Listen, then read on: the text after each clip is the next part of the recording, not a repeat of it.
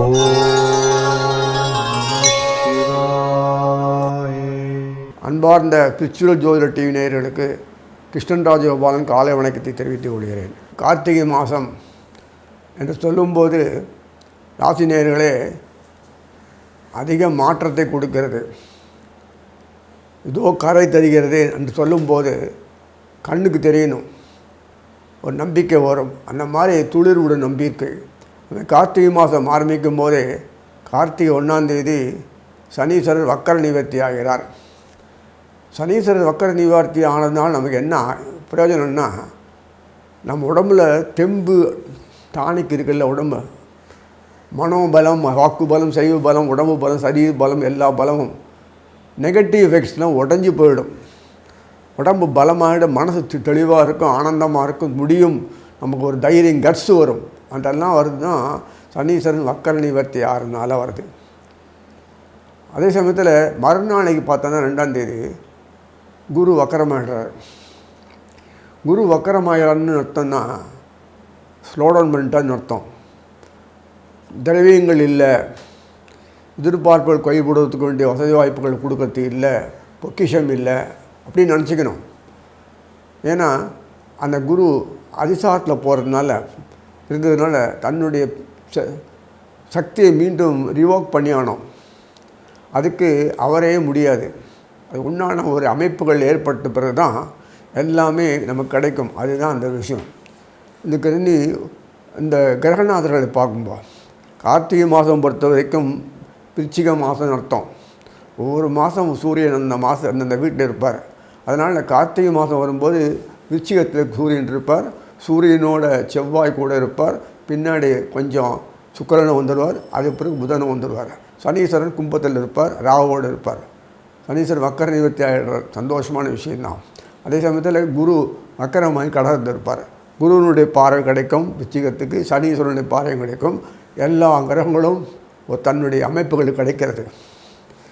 இந்த சக்தி குரு கிடைக்கிறதுனால முக்கியமான கிரகங்கள் சுக்கிராச்சாரியர் என்ன பண்ணுவார், அவர் தான் மெயினாக ஆன் பிஹாஃப் ஆஃப் குருக்கு பதில் இவர் தான் செய்கிறார். 2 கட்சி பலமாக இருக்குன்னா ஒரு கட்சி நாட்டை ஆளும், ஒரு கட்சி நாட்டை விட்டு வெளியில் வரும். அதே மாதிரி அமைப்பில் தான் குரு எல்லாருக்கும் சர்வீஸ் பண்ணியானோம். அவருடைய ஒரு பார்வை மூலம்தான் இருள் விலகும். இருள் விளையினால் தான் நமக்கு அறிவு வேலை செய்யும், ஆரோக்கியம் கூடும், தெம்பு வரும். அச்சமயத்தில் நமக்கு செயல்படக்கூடிய வகைத்துறைகள்லாம் உண்டாகும், நம்ம சுபிட்சம் கிடைக்கும். இதெல்லாம் வேணுமில்ல, திரவியம், பொருள், அந்தஸ்து, ஸ்டேட்டஸ்து, அது மாத்திரம் வேண்டிய வரவுகள், தெய்வுகள், சொத்து பத்து இதெல்லாம் அனுபவிக்கிறது போல்றது என்னென்ன உண்டோ அந்த விருத்திகள், நம்மளுடைய வம்சம் விருத்தியாகிறதுக்கு மக்கள் நமக்கு ஒத்துழைக்கணும், எல்லாம் இத்தனை விஷயமும் அனுபவிக்கணும். போகவாக்கி குருவுடைய கடாட்சத்தில் மட்டும்தான் உண்டு. அதனால் என்ன பண்ணுறாரு சுக்கிராச்சாரியர், அந்த மாதிரிலாம் கொடுக்க முடியாது, குருக்கு மட்டும்தான் இருக்குது. அதனால் என்ன பண்ணுறாருன்னா குருவனுடைய பார்வையை உச்சிக்கத்து பண்ணுறது. செவ்வாயும் கூட இருக்கார். செவ்வாய் இருந்தால் தான் அனுபவிக்க முடியும், இல்லைன்னா சாமியாராக வேண்டிதான். அசதைகள், உணர்வுகள், செயல்பாடுகள், வீரம், செயல்பாடு, சாபம், தோபம், மோகம், உணர்ச்சி, வெந்தளிப்பு இதெல்லாம் வேணும்னா செவ்வாய்க்கு மட்டும்தான் அதை கொடுத்துருக்காங்க. சனீஸ்வரர் அதுக்கு உண்டான வழிகளை செஞ்சு கொடுப்பார். இதனால் பிரச்சனைகள் வந்ததுன்னா சனீஸ்வரர் ஆரம்பித்தா தான் அந்த பிரச்சனைக்கு தீர்வு காணணும்னா செவ்வாய் மூலம் தான் முடியும். இப்படி ஒரு அமைப்பு வச்சுருக்கு. அதனால் 2 கால் மாதிரி செவ்வாயும் சனியும், அதே மாதிரி 2 கை மாதிரி. எதுக்காகனா செவ்வாய் சனீஸ்வரத்தினுடைய பார்வை தொடர்ந்து பார்க்குறார், விருச்சிகத்துக்கு பார்க்குறார். அதே சமயத்தில் விருச்சிகத்தில் இருக்கிற இந்த கிரகங்கள்லாம் பார்க்குறதுலாம் முக்கியமாக செவ்வாயும் சுக்கிரனும் மாறி மாறி பண்ணிகிட்டு இருப்பாங்க. இந்த புதன் பின்னாடி தான் மெதுவாக வருவார். செவ்வாய் தனுசுக்கு போனோடனே புதன் விருச்சிகத்துக்கு வருவார். செவ்வாய் தனுசுக்கு போனோடனே அங்கிருந்து வாங்கி ஒரு பாறை பார்ப்பார், 8ஆம் பாறையாக பார்ப்பார் குருவை. சனியும் செவ்வாயும் ஒரு பார்க்கக்கூடிய பார்வையை எப்போது இந்த மாதம் ஃபுல்லாக கிடைக்கிறது. இது பெரிய அனுகூலம். செவ்வாய் ஒருத்தர் தான் இஸ் இன் ஃப்ரண்ட், வார் ஃப்ரண்ட்டில் வேணும். ஒரு தைரியமான ஃபேஸ் பண்ணோட புத்திசால் சமாளிக்கக்கூடிய ஆற்றல் ஒருத்தர் இருந்தான்னா பின்னாடியே நம்ம போயிடலாம். அதான் நமக்கு அவ்வளோதான். அதனால் செயல்படக்கூடிய அந்த சமையல் செவ்வாயும் சுக்கிரனும் போனதுனால எல்லா விஷயத்திலும் நமக்கு தொடர்ந்து வரிசையாக கிடைக்கக்கூடிய பாக்கியம் கிடைக்கிறது. சூரியன் இருக்கிறதுனால நேரடி யோகம், அதெல்லாம் இவ்வளோ இருக்குது. அதனால் இந்த மாதத்தினுடைய அமைப்பு கிரக அமைப்பில் பார்க்கும்போது பிரமாதமான இருக்குது, பிரகாசமான அமைப்பு இருக்குது. இனி ஒவ்வொரு ராசியாக பார்ப்போம். துளாராசி நேயர்களே, கார்த்திகை மாதம் அப்படின்னு பார்த்தோன்னா நவம்பர் 17 டிசம்பர் 15 வரைக்கும் உள்ள காலம் அருமையான காலம். இந்த காலத்தில் வரும்போது தீப பிரகாசமாக இருக்கா மாதிரி அங்கே இருட்டு இருக்குன்னு இருட்டு நான் இருக்கேன்னு இருட்டு சொல்லுவானா தானாக ஓடிவிடும். துஷ்டர்கள் ஓடி போவாங்க, குழி பறிச்சவங்க காணாமல் போடுவாங்க, உன்னை போட்டு ஏமாத்துறவங்கெல்லாம் காணாமல் போடுவான். உன்னோட உண்மையான உணர்வுகளை புரிஞ்சு செயல்படுத்தி உன்னை தூக்கி நிற்கக்கூடிய பாக்கியத்தை கொடுக்கக்கூடிய மக்கள்லாம் ஒன்று சேருவாங்க. உங்களோட மீண்டும் புதுப்பிப்பீங்க எல்லாத்தையும். தொழிலேருந்து எல்லாத்துலேயுமே சுதந்திரமாக உங்களுக்கு செய்யக்கூடிய ஒரு பாக்கியம், உங்கள் எதிர்பார்ப்புகள் தேர்ந்த மாதிரி ஒரு செய்யறதுக்கு வேண்டிய அதிகாரம், செயல்பாடு, புத்தி சாமர்த்தியம், கூர்மை என்னென்ன உண்டோ அதெல்லாம் டீம் ஒர்க்கை உங்கள் கூட ஒர்க் பண்ண போகுது. அதுக்கேற்ற மாதிரி இன மக்கள்லாம் ஒத்துழைக்கணும். நீங்களே பார்க்கலாம், தனம் வீட்டில் போய் உங்கள் தனம் வீட்டில் போய் அந்த துலாம் தனம் வீட்டில் விச்சிகத்தில் சூரியன், அதே சமயத்தில் சுக்கராச்சாரியார், அதே சமயத்தில் செவ்வாய், அசன புதன் இருக்கார். தனாதிபதி, குடும்பாதிபதி, களத்திராதிபதி சொல்லக்கூடிய செவ்வாய் கூடயே இருக்கார். ரெண்டாம் வீட்டிலேருந்து பொறுப்புகளோடு செய்கிறார். உங்களுடைய பொறுப்புகளை சுமந்து நீங்களே மாய்ச்சின்னு போய் அழுது இருந்தீங்க. ஒன்று கூட சரியில்லை, அப்படியே இருக்குது, என்ன பண்ணுறதுன்னு தெரியல. நான் ஒருத்தந்தான் குடும்பத்தில் இப்படியெல்லாம் இருக்காங்களே, நான் என்ன செய்வேன் அப்படின்னு சொல்ல புலம்பு இதெல்லாம் விட்டுடுங்க. இந்த மாதத்துலேருந்து தானாக உங்களுக்கு பிரகாசிக்கிறதுனால சூரியன் நம்பத்தில் கார்த்திகை மாதத்தினால நவகிரக நாயர்கள்லாம் அப்படியே கும்பலாக டீம் ஒர்க்காக எல்லாம் ஒன்றா போகிறாங்க. 3 கிரமம் அப்படியே மாதம் பங்குனி மாதம் வரைக்கும். இனிமேல் விருத்தி தான், ஒரு கை ஆகாது, தட்டினா தானே காரியம் நடக்கிறது. கூடினா தான், கூடி வாழ்ந்து கூடி நம்ப அப்படி சொல்கிற மாதிரி, கூடி நன்மை சொல்கிற மாதிரி உங்களுடைய சம்பந்தப்பட்ட எல்லா இனங்களும் கூடி வாழ்ந்து கருத்து வேறுபாடு இல்லை ஒருமித்த கருத்தாய் கொண்டு செயல்படக்கூடிய அமைப்பாக இருக்கிறதுனால இங்கே பகையே வராது. பகைன்ற வார்த்தைக்கு பொருளே இல்லைன்னுமே, புரியுதுங்களா? அந்த மாதிரி அமைப்பில் வந்த மாதத்துலேருந்து செயல்படுறதுனால நவகிரகங்கள்லாம் எல்லாம் கிளியர். உங்கள் ராசியில் பார்த்தா செவ்வாய் சம்பந்தப்பட்ட நட்சத்திரம் சித்திரை, சுவாதி, விசாகம்.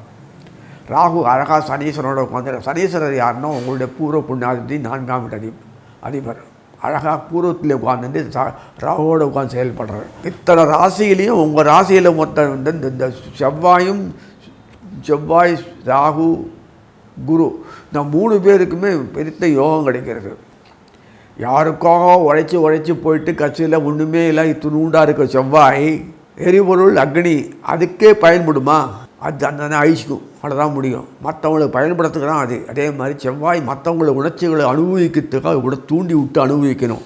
அது ராகு சூப்பர்வைஸ் பண்ணணும் அழகாக. இதோட சேர்றது அவர் கெஸ்ட்டு. அவர் குரு அவ்வளவும் கொடுக்கணும். இதுதான் உங்கள் ராசியில் இருக்குது.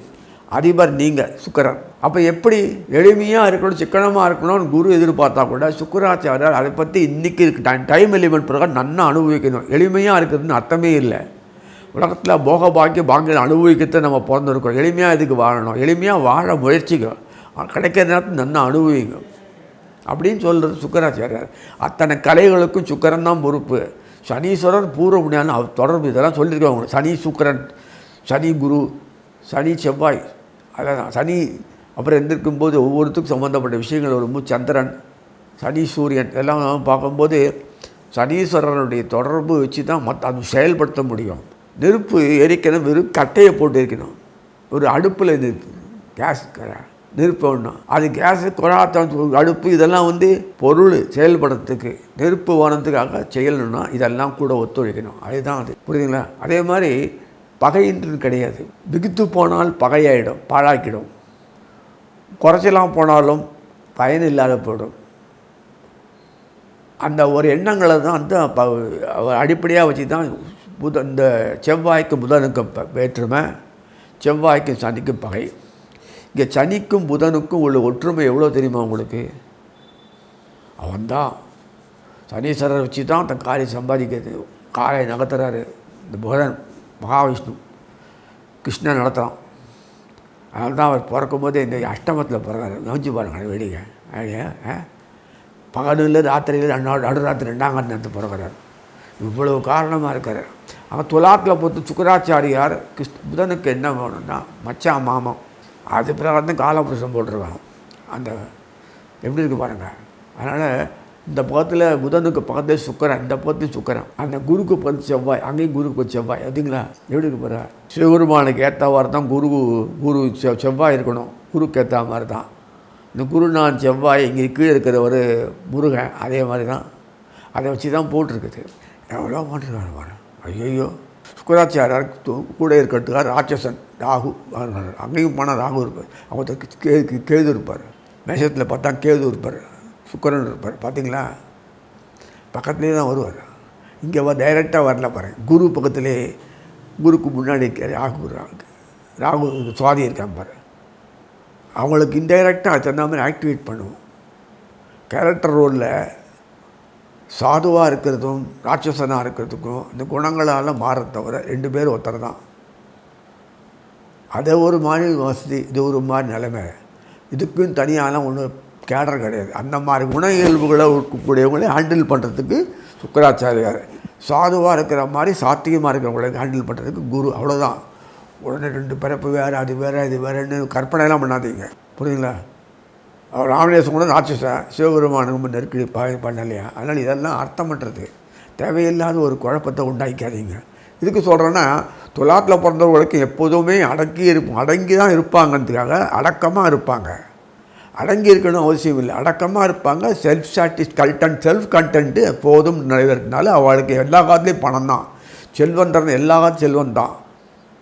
எல்லா காலத்தையும் சௌக்கியமாக தான் இருப்பாங்க. எந்த விஷயத்தையும் அழகாக ஹேண்டில் பண்ணி முடிப்பாங்க. இதெல்லாம் ஒரு கைத்திறன், இதெல்லாம் குழுப்பினர் வேணும். எதுக்கும் அலச மாட்டேன். எந்த விஷயமும் உடனே போய் நொந்து போய் பாழா போய் இப்படி ஆகிட்டு நினைப்பே வராது அவளுக்கு. அழகாக அதை எப்படி சால்வ் பண்ணுமோ அழகாக பண்ணுவாங்க. அந்த திறமையிலும் அந்த சுலாத்துக்கு தான் இருக்கும். அதனால தான் கூடயே செவ்வாய் சந்தமாட்ட வீட்டில் வச்சுருக்க களத்திரம் அமைச்சிருக்காரு. செவ்வாய்க்கு மாத்திரம்தான் இந்த சுக்கரன் செவ்வாய் வச்சுருப்பா பாருங்க. இந்த பக்கத்தில் பார்த்தா அந்த பக்கத்தில் பார்த்தாலாம் அதுக்கேற்றாவது நட்சத்திரங்களையும் கொடுத்துருக்கும். பார்த்து பண்ணிருக்க கால புருஷன். இல்லைன்னா இத்தனை வருஷம் ஓடுமான்னு யுகாந்தரமாக போகுமான்னு அவ்வளோ அழகாக இருக்குது. அதனால் துலாத்தில் பிறந்த வரைக்கும் இந்த கார்த்திகை மாதத்துலேருந்து உங்களுடைய எண்ணங்கள் நிறைவேறும், செயல்பாடுகள் பலனை தரும், பகைவர்கள் காணாமல் போடுவாங்க. உங்கள் சம்மந்தப்பட்ட 3ஆம் வீடு வீரியஸ்தானம் சம்மந்தப்பட்ட வீரியஸ்தான குரு பார்வை கிடைக்கிறதுனால உங்களுக்கு அத்தனை உண்டோ அத்தனை குடும்பத்து மேலே விழுறது, அத்தனை விருத்தி வரும் குடும்பம். வாழ்க்கையில் குடும்பம் விருத்தி தானே கல்யாணம் பண்ணிக்கிறது, குழந்தை குட்டி பெறுறது, அப்பா அம்மாவுக்கு பண்ணிக்கிறது, சம்பந்தி உறவுகள் உண்டாக்குறது, தனித்தனி வருதெல்லாம் வருது இல்லை. எல்லாம் விதிப்பு மாமா வகையில் அத்தை வேலைன்னு எப்படி வரும்? என்ன வேற்ற அத்தை விட்டாச்சு இதெல்லாம் வருது இல்லை. நண்பர்கள் புழாம் சூடுறது, வியாபாரம், தொழில்நுட்பம், அது அந்த காலத்தில் வியாபாரம்னு தோட்டத்துறவங்கள்லாம் இருக்குல்ல, அதுக்கெல்லாம் தனியாக பண்ணுவாங்க. அது கவனிக்கிறது, வாங்கிறது, விற்கிறது, கொள்முதல் பண்ணுறது, விற்கிறது, மார்க்கெட் பண்ணுறது, அப்புறம் மறுபடியும் விவசாயத்தை நுட்பங்களை பயன்படுத்துறது, அதுக்கு தனி இந்த மாதிரி இதெல்லாம் ஒரு ஆளே பண்ண முடியாது. நிர்வாகம் பண்ணுறதெல்லாம் அத்தனையும் குடும்பம் ஒத்துவம் பண்ணால் ஒரே வீட்டில் அத்தனை பேர் இருப்பாங்க. 8 கட்டு வீடு 7 கட்டு வீடு பண்ணு. இப்படி தான் அந்த காலம் நம்மளுடைய அமைப்பில் இருந்திருக்கு. ஆனாலும் இப்போ இல்லை. இருந்தாலுமே அந்த தொடர்புகள் இன்றைக்கி இருக்குன்றதுக்காக சொல்ல வர்றது பிரகாரம் ஜீவனமே பிரதானம் இல்லாத மாதிரி எல்லாத்துக்காக தான் ஜீவனம்ன்ற நினைப்பே வரும். அந்த ஜீவனம் தனியானபடி கரெக்டாக சேரும். இது போதும் இல்லை உங்களுக்கு. ஜீவனமே பிரதானத்துக்கு இருப்பது போல எல்லாத்தையும் அனுபவிக்குள்ளக்கூடிய விஷயங்கள் எல்லாமே நன்னாக இருக்கணுன்றதுக்காக அதுக்காக ஜீவன் நிறைய வரும்னு சொல்லிட்டு அந்த அமைப்பு தான் இன்னமே வருது. அது பிரகாரம் கார்த்திகை மாதம் தீபச்சொலையோடு ஆரம்பிக்கிறீங்க. அந்த அமைப்பில் இருக்கும்போது உங்கள் சம்மந்தப்பட்ட 2ஆம் வீடு செழிப்பாக இருக்கிறது. அதே மாதிரி அந்த சம்மந்தப்பட்ட அந்த 8ஆம் வீடு வரக்கூடிய இடத்துல இந்த சம்மந்தப்பட்ட 8ஆம் வீடு 2க்கு நேரம் 7 8ஆம் வீடு இல்லை அதே சுக்கரன் தான் கூடயே உட்காந்து 8ஆம் வீடு தோஷத்தை போகிறார். அவர் தான் குரு. ஆன்மீக குருக்கு ஃபுல் அண்ட் ஃபுல் பண்ணுறாரு. தோஷம் கம்ப்ளீட் குரு பார்க்குறது எல்லா தோஷமும் போயிடுறது. கிரகங்கள் இண்டிவிஜுவலாக சூரியனை தொடர்பு கொண்டு அப்படியே உங்களுக்கு யோகத்தை பொழியறது. இதை விட என்ன வேணும் உங்களுக்கு?